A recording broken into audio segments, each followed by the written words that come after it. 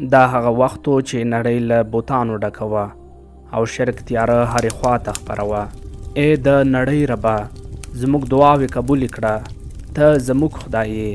د مکې مشرانو، دمغ مشرانو، ابو جهل او ابو لهب او د قریشو سترو کسانو په خپل غرور او تکبر کې ډوب وو. کله چې محمد د توحید خبره کوله نو هغوی به چغې وهلې او ویل به یې محمد وایي چې د الله رسول دی، موږ د ده په هیڅ خبره باور نه لرو. د زموږ بوتانو ته سپکاوی کوي، وایي چې دا ټول بېوسه دي. انسان تر برید لاندې و. د مکې مشرتابه او ټولنه په ګمراهۍ کې ډوبه وه. خو د دوی ټولو ترمنځ یو داسې مخلوق هم و چې نه د قریشو تر واک لاندې و او نه د مشرانو د غرور غلامان و.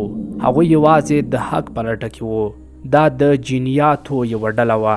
کله چې د قرآن کریم غږ واورېدل شو نو د دوی لټون پای ته ورسېده او د هدایت دروازې پرانستل شوې. دا هغه وخت چې په ځمکه تیاره خپرېده. دا تیاره یوازې د شپې نه وه بلکې د خلکو په زړونو کې هم تیاره وه. د کعبې په انګړ کې سجده کېده خو د الله تعالی لپاره نه. مخونه ټیټ وو خو زړونه د بوتانو زنځیرونو تړلي وو. خلکو په خپلو لاسونو بوتان جوړ کړي وو او بیا یې هغوی ته دعاوې کولې. دوی ویل همدا بوتان موږ ته روزي راکوي، زموږ اړتیا پوره کوي، موږ ته زامن راکوي، همدا زموږ خدایان دي. خلک وږي وو. ظلم خپل حد ته رسېدلی وو. ښځو به خپلې سترګې پټولې. کله به چې یې له لوږې له امله د خپلو ماشومانو ژړا لیدله سړي به خپلو بېوسه خدایانو ته چغې وهلې. ای خدایا رحم وکړه، پر موږ رحم وکړه. وخت تیرېده خو اسمان چوپ و.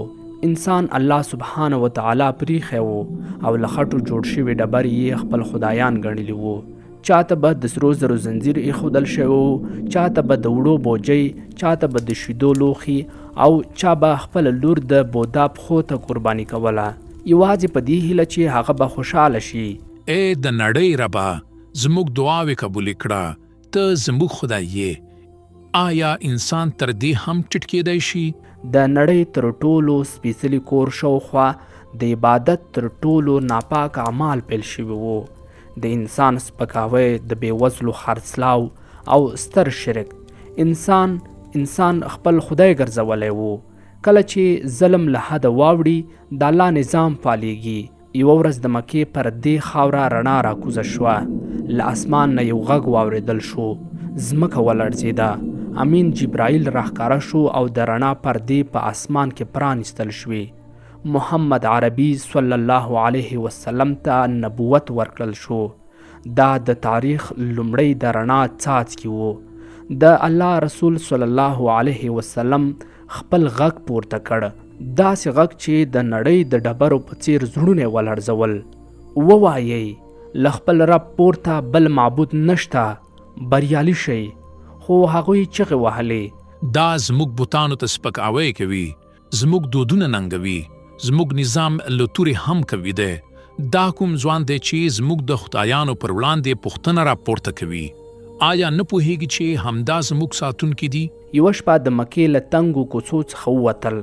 د الله رسول صلی الله علیه وسلم او ملګري یې د مکې نه بهر روان شول. موخه یې د عطا سیمې ته رسېدل وو. شپه سړه وه، په فضا کې عجیبه چوپتیا وه.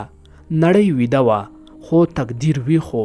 یو صحابي وویل ای د الله رسوله، ته ګورې نن شپه سپوږمۍ روښانه ده. سپوږمۍ خپله رڼا د رسول صلی الله علیه وسلم له مخې اخلي. د شګو پر مخ د سپوږمۍ رڼا خپره وه او دا قدمونه یې پر شګو ایښودل کېدل. تاریخ لیکي هغوی نه پوهېدل چې دا شپه څوک ورته غوږ نیولی دی. هماغه شپه د شګو په اوږدو دښته کې یو داسې مخلوق هم ګرځېده چې موږ یې نه وینو، یعنی جنیات. موږ فکر کوو یوازې انسانان ګرځي، خو دا شپه جنیات هم د حق په لټه کې وو. هغوی ورک وو. دوی هڅه کوله پوه شي چې څه داسې نوي پېښ شوي چې د اسمان دروازې تړل شوي دي. په اسمان کې ساتنه سخته شوې ده او هغه جنیات چې د فرښتو خبرې به یې اورېدلې اوس به د اور په لمبو سوځېدل. دوی ویل موږ به د اسمان خبرونه اورېدل، ولې اوس نشو کولی؟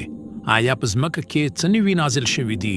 پخوا به اسمان پر دوی پرانیستی و پورته به تلل، د فرښتو خبرې به یې اورېدلې او بیا به یې جادوګرو او غیبت کوونکو ته رسولې. خو اوس هرې لارې ته د اور ساتونکي ولاړ وو. یو نوی قانون په اسمان کې نافذ شو. کله چې وحی نازلیږي د اسمان دروازې تړل کیږي او ساتنې لا سختیږي. یو جن وویل خامخا په ځمکه کې یو ستر بدلون راغلی دی، داسې پیښه چې زموږ نړۍ یې بدله کړې. بل وویل موږ باید معلومه کړو چې دا څوک دی چې له اسمان دروازې تړلې دي. دریم وویل راځئ هر لوري ته خپاره شو او ولټوو. نو د جنیاتو کاروان د ځمکې پر مخ خپور شو. هغوی انسانانو ته نه ښکاره کېدل، خو ډیر نږدې وو. ګوري او اوري لکه د انسان په سا کې چې پټ وي. شپه تیره شوه، سفر روان و او د سهار له مخې الله تعالی هغه شیبه ولیکله چې د اسمان او جن دواړو تاریخ یې بدل کړ. د الله رسول صلی الله علیه وسلم ودرېد. شګه نرمه وه، هوا یخه وه. صحابه کرامو په صفونو کې ودرېدل. دا د شپې او ورځې ترمنځ شیبه وه، هغه چوپتیا چې دعا پکې له سانه هم رو راوځي. نبی علیه الصلاة والسلام لمونځ پیل کړ. د قرآن غږ یوازې پر شګو نه بلکې پر روحونو لوستل کېده او جنیات بې اختیاره دې غوږ ته راکاږل شول لکه تږي چې اوبو ته منډې وهي. دا عادي غږ نه و، دا عادي خبرې نه وي، دا د کائناتو د خالق کلام و. جنیات ولړزېدل، د هغوی نړۍ ودرېدله، ساه یې بنده شوه. دا څه ډول خبرې دي؟ ولې زړونه پرې کېږي؟ دا د انسان خبرې نشي کېدای، دا باید له اسمان نه نازل شوي خبرې وي. د جنیاتو په تاریخ کې دا لومړی ځل و چې هغوی بېوسه شول. هغوی نه پوهېدل چې کوم ځواک یې درولي دي، کوم راز اسمان ساتي، او تر ټولو مهمه دا چې دا څوک دی چې د ده له راتګ مخکې د اسمان پر سر دومره سخت ساتل کېده. هغوی نږدې شول او ولیدل چې لاندې یو پاک انسان د خپل رب په حضور کې پر ځمکه سجده ږدي او له ځمکې یې داسې خبر راځي چې د لومړي ځل لپاره په ځمکه کې لوستل کیږي. هغه خبره چې له اسمان راغلی وي. هماغه شپه جنیات پوه شول چې ولې اسمان تړل شوی، ولې اور ساتنه کوي، ولې ستوري سوځي، ځکه چې دا وحی پر حضرت محمد صلی الله علیه وسلم نازله شوې وه. د دښتې په ژوره تیاره کې د رڼا خبرې روانې وي، داسې خبرې چې ډبرې نرموي، د زړونو زنځیرونه ماتوي او د تاریخ بهیر بدلوي. هغه جنیات چې زرګونه کاله به یې د اسمان رازونه غلا کول، نن یې په ځمکه کې داسې څه واورېدل چې نه ځواک و بلکې رڼا وه، پاکي وه. هغوی وویل موږ داسې کلام نه دی اورېدلی، نه په اسمان کې او نه په ځمکه کې. دا غږ نه دی، دا رڼا ده. کله چې د قرآن کریم تلاوت پاج ته ورسېده، چوپتیا خپره شوه. داسې چوپتیا چې سکون پکې و. هغوی پوه شول چې د دوی پوښتنه حل شوه. اسمان ځکه تړل شوی چې محمد صلی الله علیه وسلم راغلی دی. هغوی ژر خپل قوم ته ستانه شول او وی ویل موږ یو عجیبه قرآن کریم اورېدلی دی. موږ پوه شو چې ولې د اسمان دروازې تړل شوي دي.